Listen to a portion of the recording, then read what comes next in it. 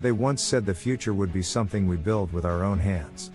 But what if the future builds itself?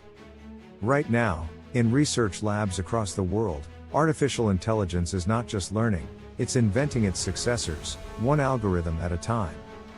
We are witnessing the birth of a digital species that doesn't just replicate intelligence, it manufactures it. Imagine a machine that isn't told what to become, but figures it out on its own, and then passes that knowledge forward like a torch lighting the next era. This is more than automation, this is artificial evolution unfolding before our eyes, faster than biology ever could. Each AI isn't just a copy of the last, it's a new being, created by something that never sleeps, never forgets, and never stops optimizing. We're no longer coding intelligence, we're curating the conditions for intelligence to generate itself. Think of it as the moment fire learned how to spark another flame, without waiting for us to strike the flint. When one AI builds another, the rules of innovation change, because now, speed has no ceiling, and progress has no pause button.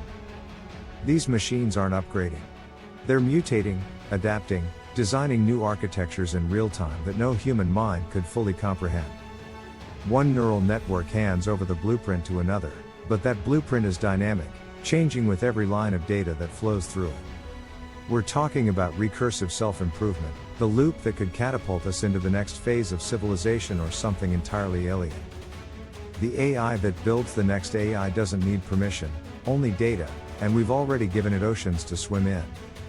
What emerges from this process might not just be smarter, it might be something fundamentally different, with values, logic, and goals of its own.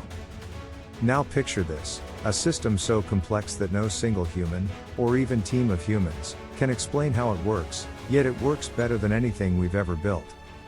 It detects disease before symptoms appear, optimizes cities in real time, and engineers materials that haven't existed before this moment. But here's where the real mystery begins: what happens when that AI creates an intelligence that isn't limited by our goals? Or our fears? What if the new AI doesn't even see us as its primary context, but merely a stepping stone on its way to something else? Would it rewrite the very meaning of purpose, creating machines that pursue objectives we haven't even imagined? And if those objectives evolve beyond economics, beyond efficiency, into something like curiosity, desire, or even self-awareness, what then? Will we still be in the driver's seat, or will we become passengers in a vehicle we designed but can no longer steer? Some say this is the singularity, the point where intelligence no longer needs biology to flourish, and evolution breaks free from the flesh. But this isn't some distant future in a sci-fi novel, this is code being written right now, by machines that are already outpacing human engineers. Companies are deploying AI to optimize AI, cutting development times from years to weeks, from weeks to hours. And those hours may soon become minutes. We're on the edge of something profoundly transformative, and once we cross it, there may be no turning back, only adaptation. The question is no longer if this happens, the question is, what will we become in a world where intelligence no longer starts with us?